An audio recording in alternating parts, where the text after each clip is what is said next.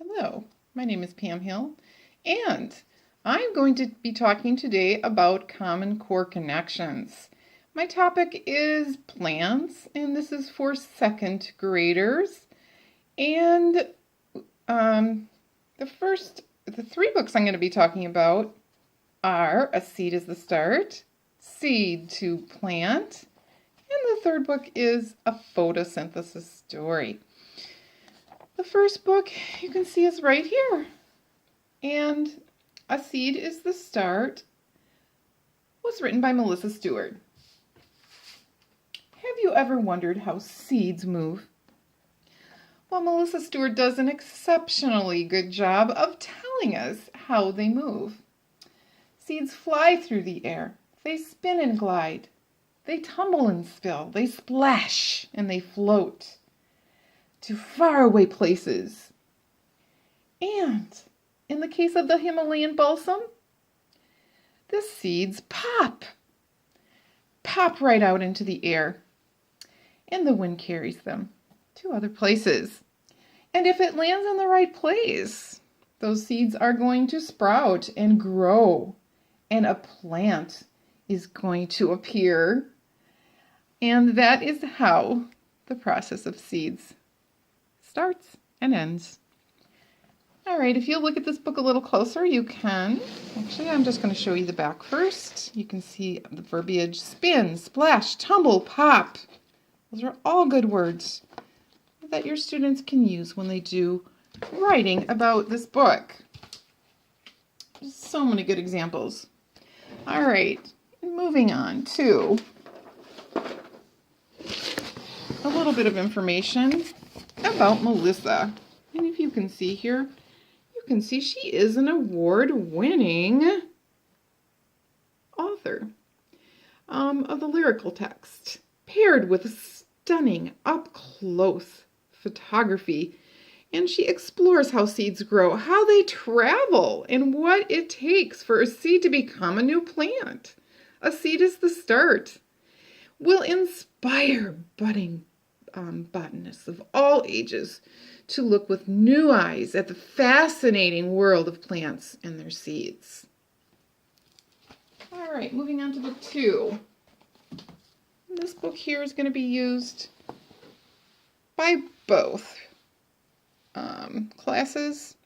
I made this program diverse, or this lesson planned per se, diverse in that this book can be used for your English language learners. It is an age and guided reading, so I think it serves its purpose.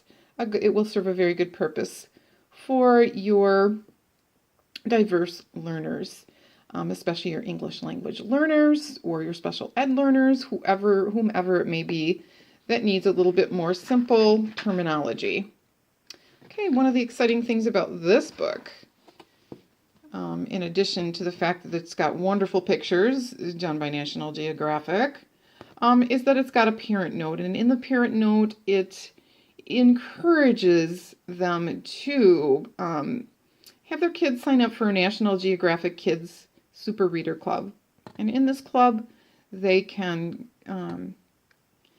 keep track of how much they read. They can go to kids.nationalgeographic.com/superreaders, and they can actually sign up for this club of super readers, and they can keep track of how many books they read. And as they go, there are prizes, there are games, there are just so many things on this website that they can do. It's very fun, of course, to get to a certain point of books and receive a prize. They can also go to the site and do book-related activities, quizzes, games, fascinating excerpts, and sneak previews of upcoming books. So that's a really cool part of this book. In the back of the book, of course, it's got its National Geographic Kids Readers. They're giving you some ideas of what levels are. Level 1 is starting to read. Level 2 is reading independently. And level 3 is a fluent reader. And yes, geographic books come in all those 3 levels, which is a really good thing to have in your classroom, especially since we've gone over to more informational reading.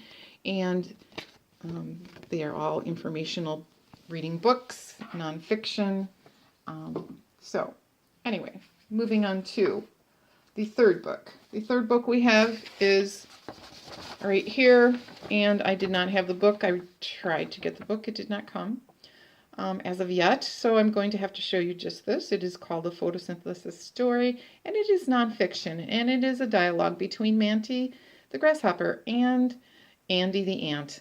And they are having a conversation about what a plant is and how a plant is different than they are. And of course, Andy the ant is got lots of questions, and he wants to know why, how is it that plants don't have to go anywhere or do anything to get their food? And the grasshopper Manti answers, well, all they have to have is the sun, and all they have to have is carbon dioxide and water. And then through the process of photosynthesis, they get what they need. So, wouldn't it be nice to be a plant, be able to stay in one place and grow? And so that's how it goes. It's a very fun book that kids will enjoy. All right, so moving on to my Common Core Connection paper here, and like I said, it is on plants, and I have citations for all three books in case you want to buy them, in case you're wondering when they've been published. We've got 2018 on A Seed is the Start, we've got 2014 on Seed to Plant, and we have 2013 on A Photosynthesis Story. So those are the three different publishing dates. So they are up to date, and it's really nice to know that there are authors out there that are still writing some really good books and just some new inspirational, fresh books, coming up with good ideas. So anyway, moving on here. I took the 2.1 Language Arts Common Core Standard. It says ask and answer questions as who, what, where, when, why, and how to demonstrate understanding of key details in a text. And then over here, of course, I have the question. And the question is basically naming three ways, or how. You could ask it with a how question. How do these seeds travel to new places, and give me three ways in which they travel to new places. And they're to look on pages 8, 10, 12, 14, and 16, and they will find so many different ideas about seeds and how they travel. And okay, so we are moving on to, and that came from A Seed is the Start. Moving on to Seed to Plant, and that is our English language learner group, as well as it can be a second grade group and just ask harder questions for that. And so, yeah, you will need a lot of Seed to Plant books, but they're only like $4. So I figured that could be managed. All right, so 2.5 is the Common Core Standard, and it is know and use various text features. For example, captions, bold print, subheadings, glossaries, indexes, electronic menus, icons to locate key facts or information in a text efficiently. And so I have the students locating the table of contents and then answering a question. That question is, what page do you go to that defines a plant? Go to this page and read the definition. Then you are going to go to the table of contents and find the picture glossary page. You're going to go to that page.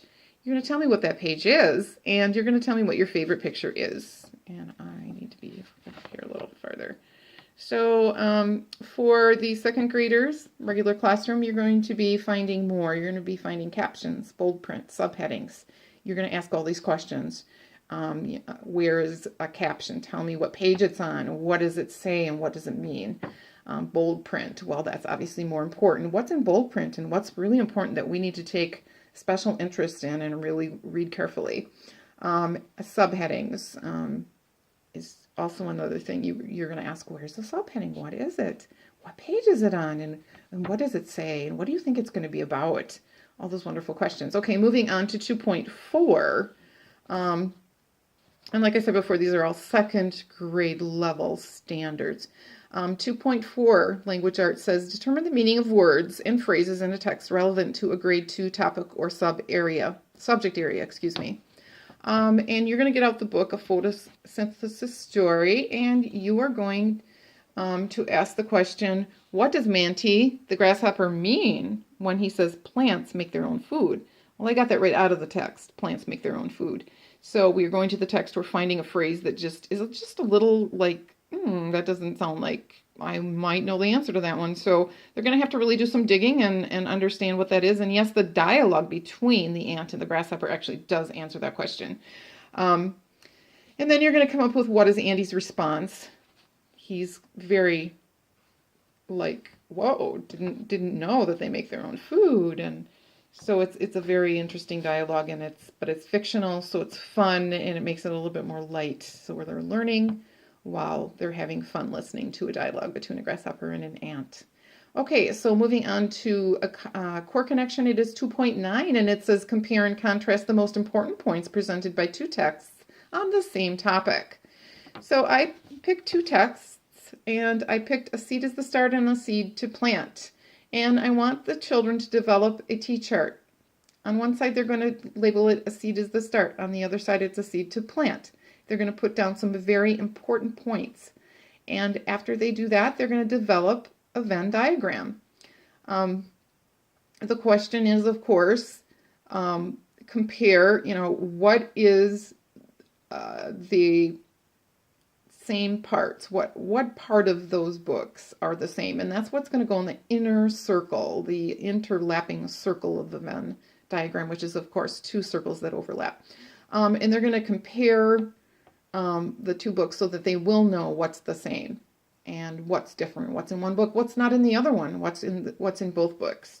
And of course, to compare that is an important skill that they need to know according to the Language Arts 2.9 Common Core Standard. So there are the standards, and I am now done presenting, and I hope you learned some really good information, and I hope you have a wonderful day. Goodbye.